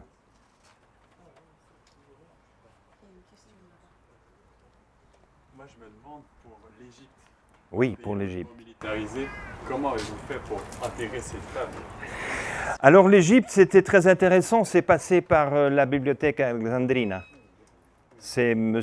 Ismail Seralheddin qui était le directeur, qui l'a intégré parce qu'il a dit pour le monde arabe, les histoires, les fables sont très importants. Et alors c'est lui qui a commandé, demandé et a obtenu les permis du gouvernement pour enseigner. Malheureusement, il y avait un changement de gouvernement et quand le président actuel est arrivé, il a dit on arrête. Mais on a une très belle expérience. Moi, j'ai enseigné pendant des semaines à Alexandrie, dans cet fantastique immeuble. Oui. Mais c'est comme ça que nous avons des fables en arabe qui ont été approuvées par les imams, ont été approuvées par les directions du gouvernement et qui ont été vérifiées. J'ai eu un avantage, c'est que la Chine ne publie rien sans que chaque mot ait été vérifié. C'est-à-dire tout ce que je dis, tout ce qui est écrit, tout ce qui est proposé, tout a été vérifié. Ce qui est un grand avantage parce que la véracité des faits qui sont inclus, mais j'ai dû argumenter à plusieurs reprises que quand même les fables oscillent entre fantaisie et réalité. Quelle est la fantaisie et quelle est la réalité? Ben voilà, c'est l'innovation. Et alors, si on parle de créativité, on parle d'innovation, on parle de l'entrepreneuriat. C'est comme ça qu'on a pu le gérer. Mais avec l'Égypte, même, on a fait des cours à Siwa. Dans l'oasis de Siwa, on a passé avec des enseignants de la région. Oui, une très belle expérience. Et au Maroc, je pars la semaine prochaine 3 jours au Maroc. Et aussi au Maroc, on a eu l'approbation d'utilisation des fables. Ouais. Alors, je me posais une question sur vous. Vu que vous avez fait votre scolarité chez les Jésuites, comment vous êtes arrivé après à pouvoir créer ces fables? Est-ce que c'est par des rencontres, l'expérience de vie, l'expérience professionnelle? Comment vous êtes arrivé à un moment donné Comment est-ce que je suis arrivé à faire ce travail? Avant tout, je passe la moitié de mon temps dans l'éducation aujourd'hui. C'est la moitié de mon temps. L'autre moitié, ce sont mes projets d'entrepreneuriat, l'économie bleue, pour lesquels plusieurs d'entre vous me connaissent. Mais la moitié de mon temps aujourd'hui, c'est l'éducation. Comment je suis arrivé? En en 93, comme vous dites en Suisse, en 93, j'étais en Indonésie. Et j'ai vu que mon entreprise Ecovert, qui était l'entreprise reconnue dans le monde pour être la plus écologique avec l'usine écologique, mais j'utilisais l'huile de palme. Alors j'étais confronté avec cette réalité de l'huile de palme et la destruction de la forêt tropicale humide en Indonésie. J'ai vendu tout, et je me suis retiré dans une petite maison au Japon, sans meubles. Et tout d'un coup, comme le hasard le veut, mais nous savons tous que ce n'est pas le hasard, comme le hasard le veut, je fus invité par les Nations Unies de préparer COP3. Nous sommes à COP29 aujourd'hui. Alors j'étais le responsable de COP3 à l'Université des Nations Unies pour donner une base scientifique aux propositions d'arriver à émission zéro. Et comment j'avais construit et opéré l'usine émission zéro comme premier, j'étais reconnu un peu partout pour cette initiative. Les Nations Unies et le Japon ont formalisé la demande. Et j'ai pu travailler 3 ans dès l'Université des Nations Unies et je me suis rendu compte que je ne savais rien, que j'avais tout à apprendre. Bon, j'avais 37 ans quand même, ce n'était pas exactement le meilleur moment de dire « j'en sais rien ». Et c'est là où je me suis dit « qu'est-ce qu'il a été mal conçu dans ma formation ?» Parce que ce n'est pas possible qu'avec le niveau que j'avais à l'école, que je ne sais rien de la réalité de la vie et les défis que nous avons devant nous. Et c'est le moment où j'avais mon premier enfant et c'est le moment que j'ai démarré à raconter les histoires. Parce que moi, j'avais besoin de prendre les sciences sur le changement climatologique, les sciences sur la surpêche, les sciences sur la destruction de la forêt tropicale. Je devais prendre toutes les sciences et je devais proposer des solutions. Et j'ai commencé à raconter ces histoires à mes enfants. C'est comme ça que j'ai démarré. J'ai encore aujourd'hui 3000 scientifiques dans mon réseau. Et chaque fable est dédiée à une scientifique ou un scientifique qui m'a inspiré et qui m'a vraiment enseigné et qui m'a donné l'opportunité de mieux comprendre pourquoi les moustiques ne peuvent pas atterrir sur les arbres. Et bien entendu, j'ai vu avant tout que mon fils était très intéressé. Alors bien entendu, on est applaudi par son fils, ça fait du bien. Et comme ça, j'ai commencé à développer. J'ai fait des cours au Japon, aux écoles, j'ai fait des cours au Brésil, et bon voilà, ça a démarré. Et jamais dans ma vie, je me suis dit, je deviens enseignant, je deviens écrivain des fables, je n'ai jamais pris la décision, je l'ai fait. Donc en fait, c'est grâce aux jésuites. Grâce aux jésuites. Ah, il faut toujours remercier ceux qui ont été les responsables pendant 16 ans quand même. 16 ans, c'est pas mal, hein? C'est une réalité. Ouais. Sans les jésuites, vous n'auriez pas eu ce... Ah non, non, non, non, non. Sans rejet de ce qu'ils n'ont pas pu faire, je n'aurais pas pu deviner ce que je souhaite faire. Tout à fait raison, madame. Comment avez-vous développé la structure dont vous avez parlé avec les 12 intelligences connexions? Est-ce qu'elle est venue dès le premier livre, vous l'aviez déjà réfléchi, ou c'est venu au fur et à mesure des rééditions? Et deuxième question, est-ce qu'il y a un numéro qui concerne le carbone, l'émission zéro, etc.? Alors, toutes les fables concernent émission zéro parce que tout est émission zéro.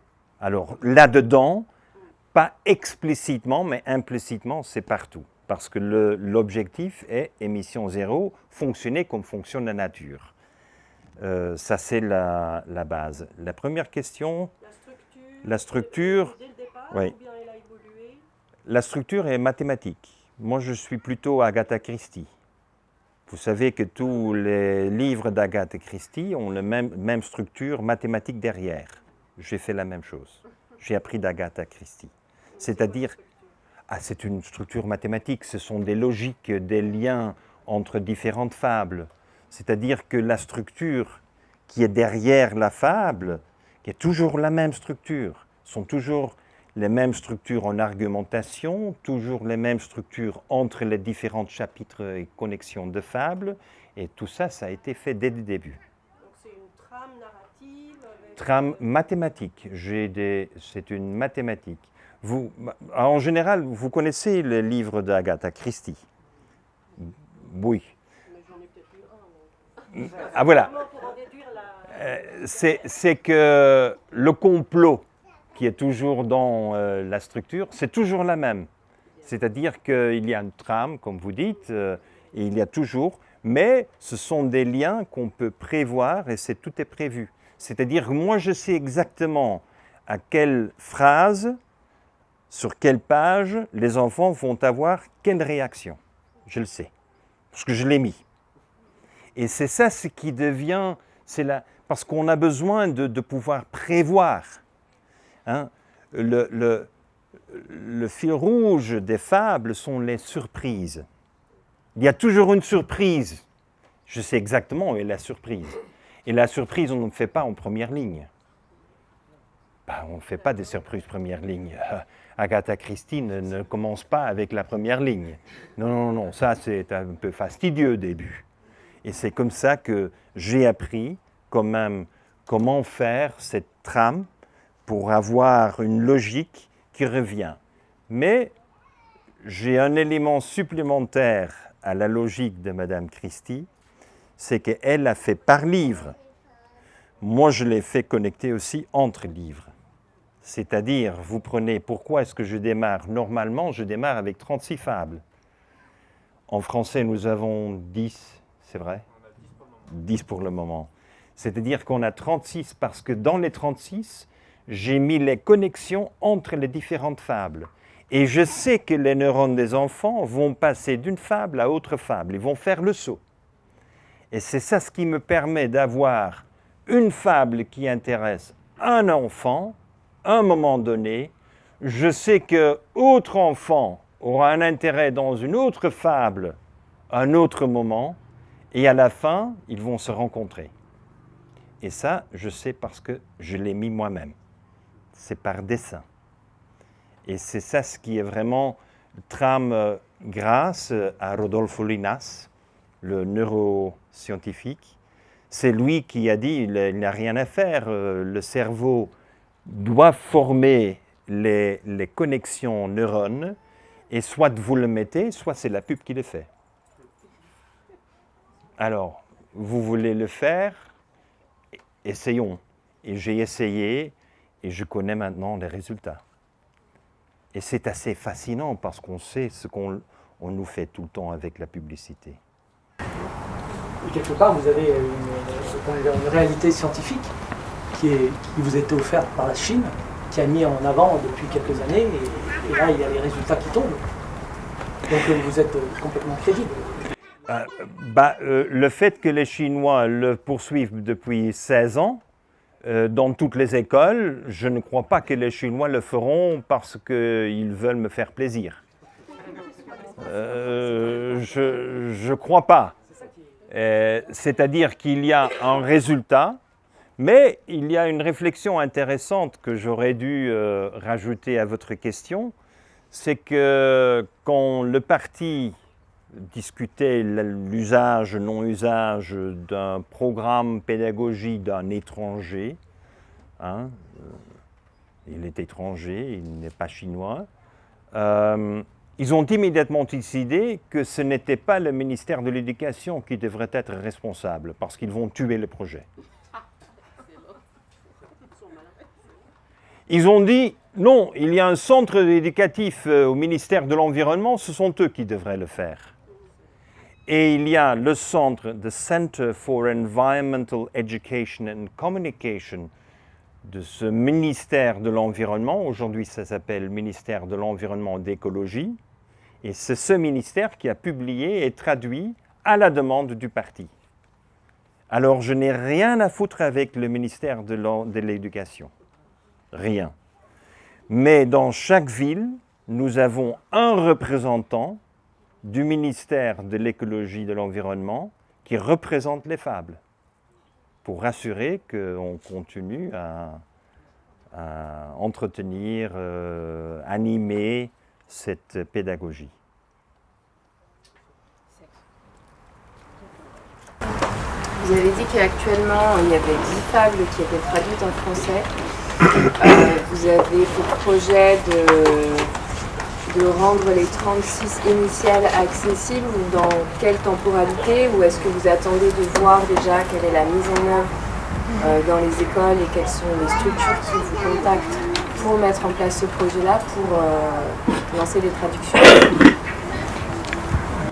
Alors ça c'est la mission qu'on s'est donnée. Gunther les a écrits en plus de 30 ans. Je m'étais dit qu'en une décennie j'arriverais peut-être à avoir les 360.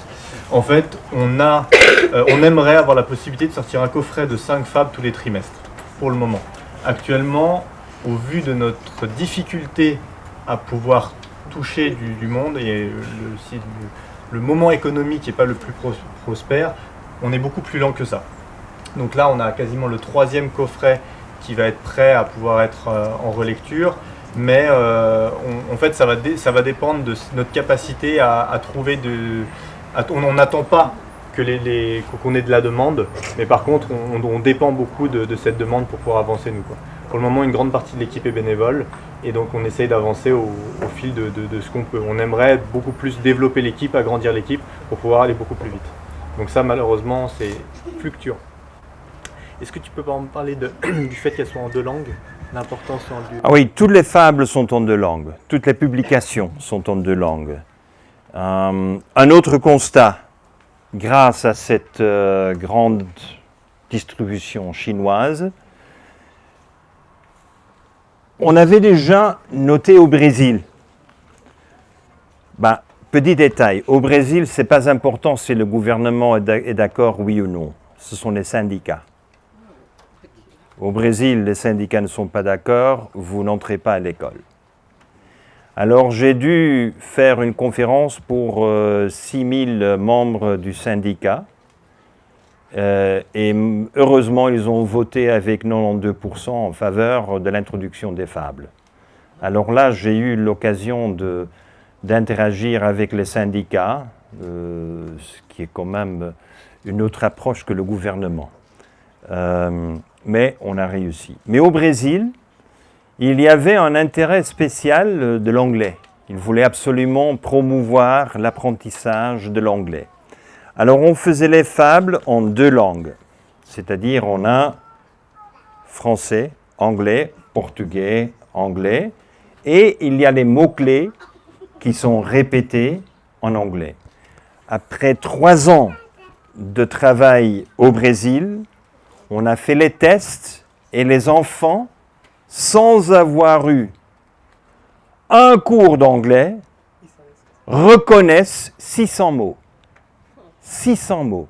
C'est-à-dire que le cerveau, c'est comme Rodolphe Linas m'avait dit, l'enfant sait de quoi vous parlez, regarde le mot, ne comprend pas le mot, mais registre.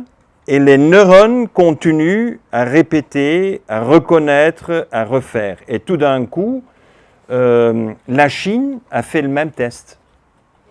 Et en Chine, toutes les fables sont en anglais. Mais les Chinois, sont les Chinois, hein, les Chinois ont décidé un jour que les enfants apprennent l'anglais à 6 ans, et 2 ans après, tous les Chinois à 6 ans parlaient l'anglais.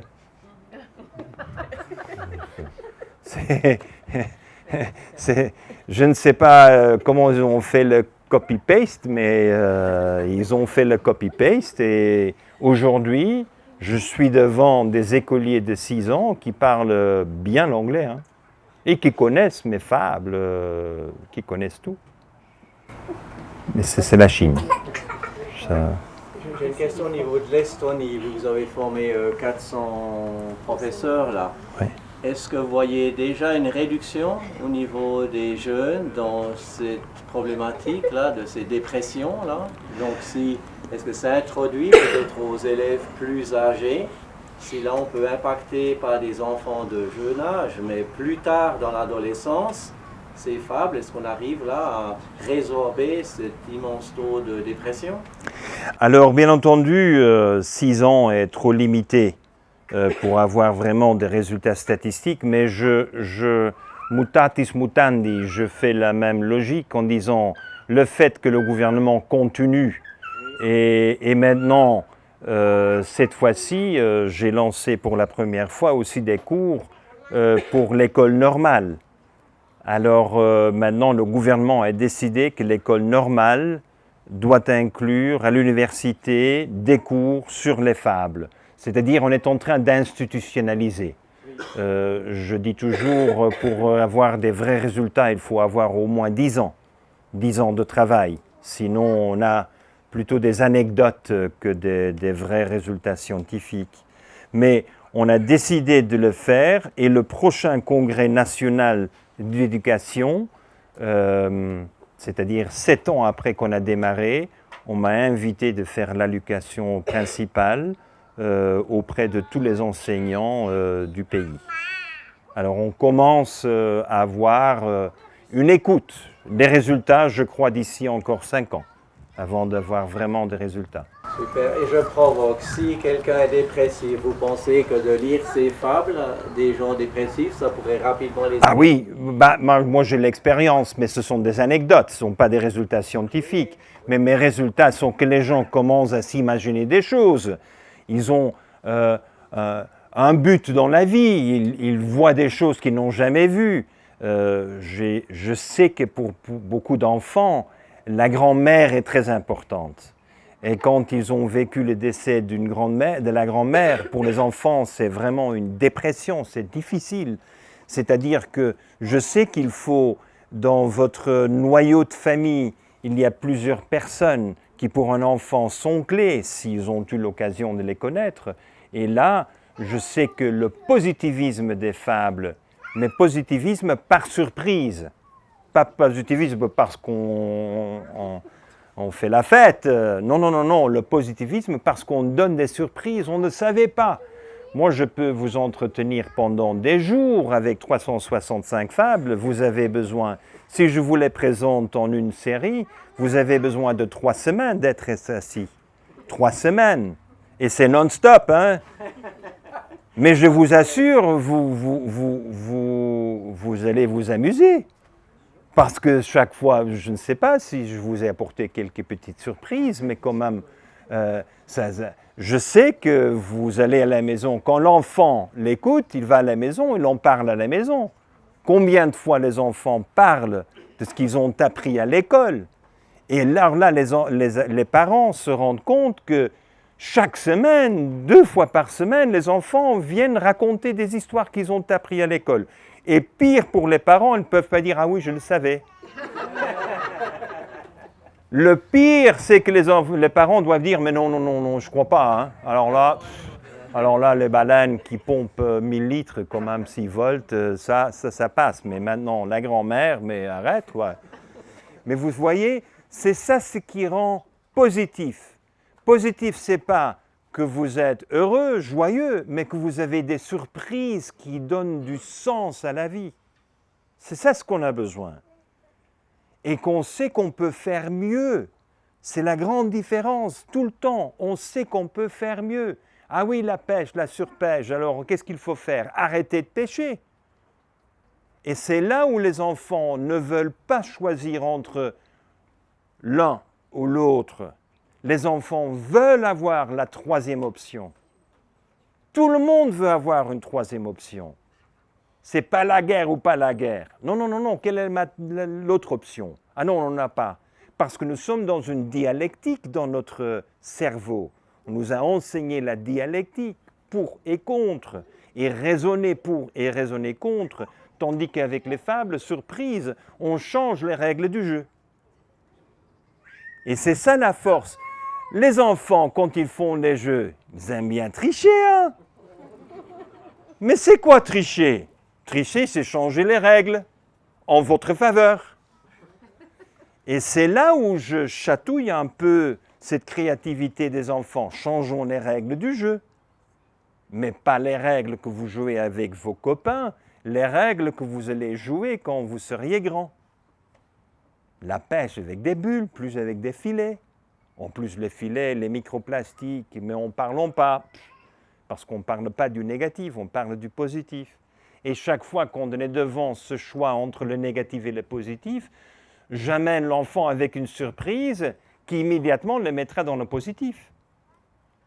Et c'est là où des gens déprimés trouvent quand même, soit par leur propre lecture, soit en observant des jeunes qui retrouvent la joie avec cette incapacité. Je vous assure, si j'aurais un poisson devant vous, vous n'êtes pas capable de me dire s'il est mâle ou femelle.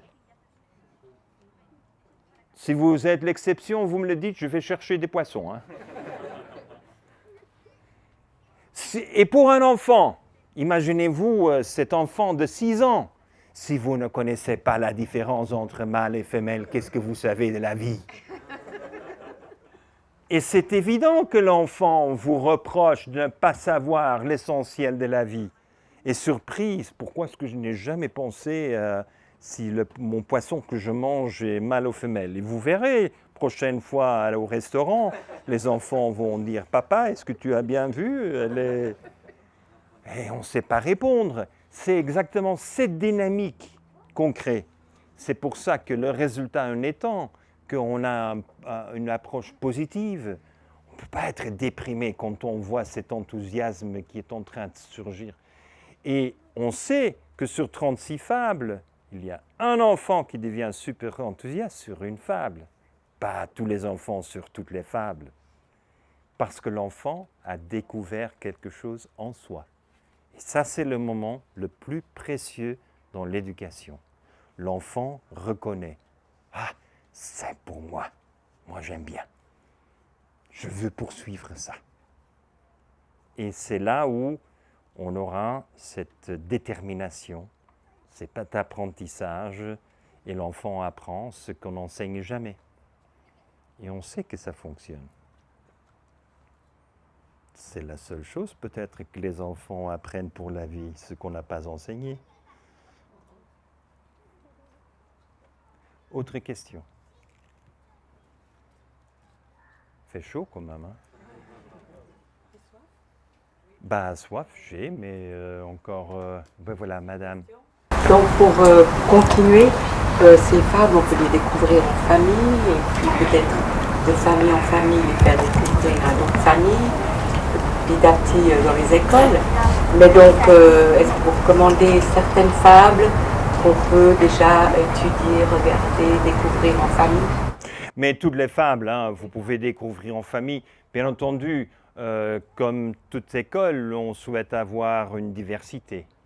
C'est-à-dire, il y a des fables qui approchent la réalité en prenant autre angle, autre entrée. C'est pour ça que pour l'un, c'est l'océan, pour l'autre, c'est plutôt les chèvres. Hein. C'est-à-dire que nous avons...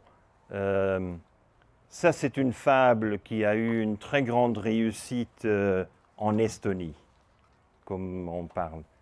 Je m'ennuie. Combien de fois les enfants ne me disent pas « je m'ennuie ». J'ai rien à faire. Eh bien, pourquoi est-ce que... Voilà. Je m'ennuie. Ça, c'est une fable à propos des cochons et des chèvres, à propos des poules et des... Et je crois que tu l'as déjà raconté à Sam? Alors celle-là, à Sam, on l'a déjà un peu raconté, mais c'est surtout, je voulais faire le parallèle. Cette fable, elle va mettre en avant notamment le fait que les poules ou les cochons vont s'automutiler quand ils sont dans des environnements qui ne sont pas du tout épanouissants. Et souvent, ce qu'on fait dans l'élevage industriel, c'est qu'on les mutile de manière préventive, on leur coupe la queue ou le bec pour pas qu'ils se mutilent entre eux. Mais en fait, quand on fait le parallèle avec notre système éducatif, avec le harcèlement scolaire et avec l'ensemble des choses qui peuvent être faites, qui a été une très grande thématique, notamment en France l'année passée, un enfant qui n'est pas épanoui va trouver un moyen de s'occuper. Et souvent, le moyen de s'occuper, le voisin d'à côté, il est très occupant quand on va commencer à l'embêter. Et tous ces systèmes de harcèlement ont une source, c'est que un enfant qui est passionné par quelque chose, il n'a pas le temps d'embêter le voisin.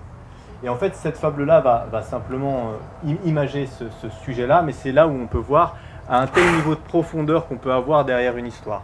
Je me permets aussi, par rapport aux fables, beaucoup de personnes nous disent, mais parce que sur les fables, c'est marqué, c'est disponible de 3 à 15 ans. Même si on pourrait dire de 3 à 115 ans. Ils nous disent quelles sont les fables pour 3 ans et quelles sont les fables pour 15 ans. En fait, au fur et à mesure de l'histoire, au début, vous avez l'histoire qui est racontée. Par exemple, moi, avec Sam, qui a 3 ans, on commence à lui faire les histoires. Et plus on avance dans la fable, plus on va avoir une complexité d'informations scientifiques, d'informations émotionnelles. Donc en fait, la fable grandit avec l'enfant.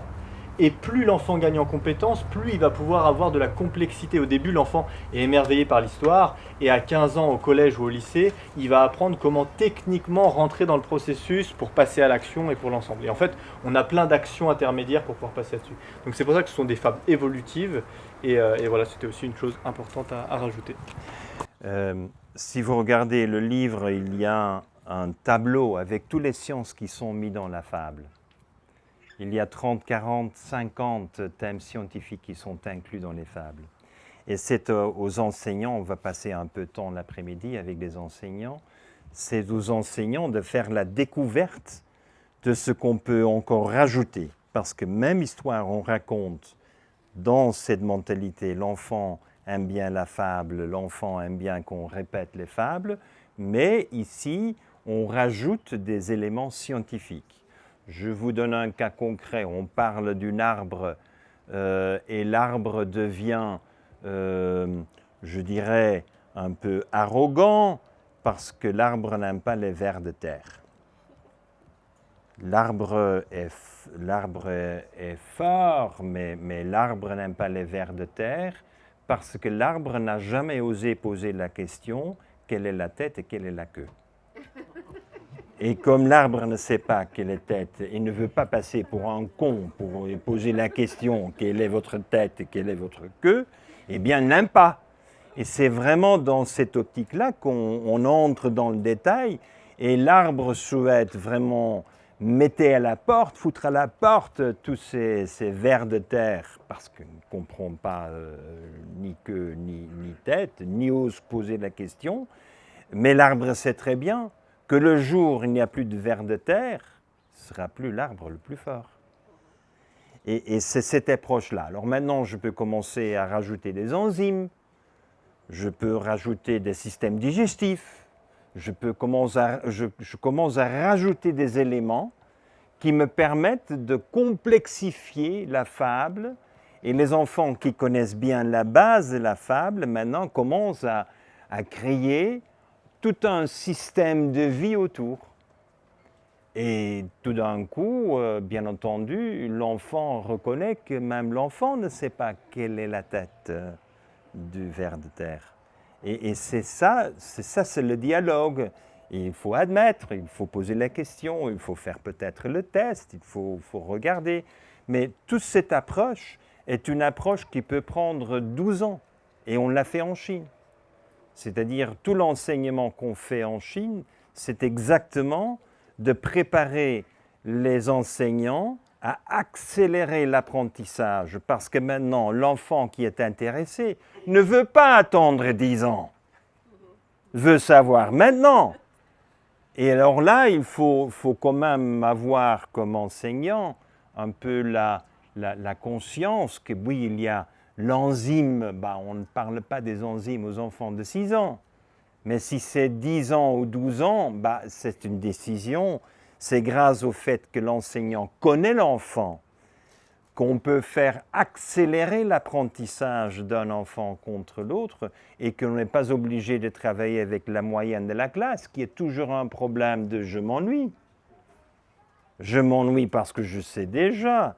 Et comment, alors grâce au fait que les autres enfants le savent, que vous êtes capable maintenant de faire accélérer l'apprentissage des autres. Je reviens au mutualisme.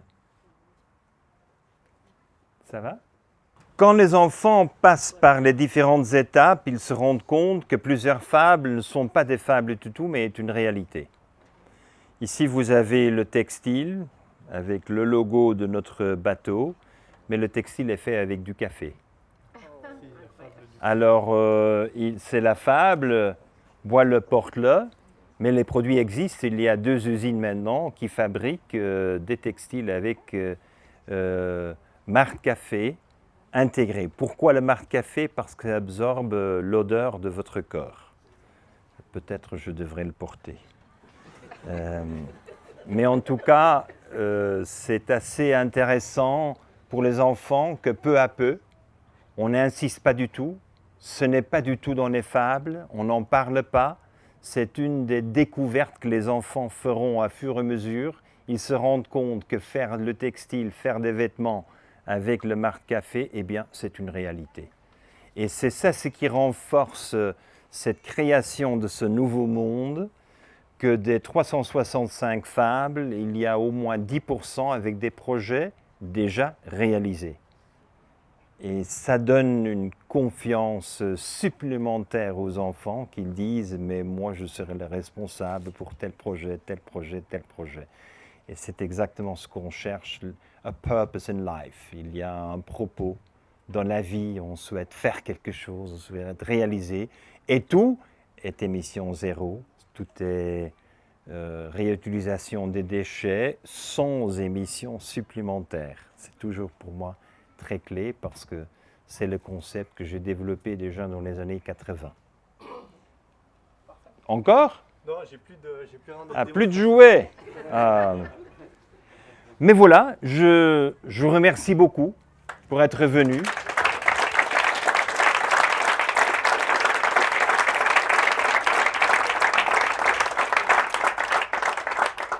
Je vous remercie beaucoup parce qu'avec un si beau temps, de se mettre dans la chaleur pour écouter quelqu'un, c'est pas évident. Alors grand merci et j'espère qu'on se reverra prochainement quelque part dans ce monde. Merci. Et ce n'est que le commencement.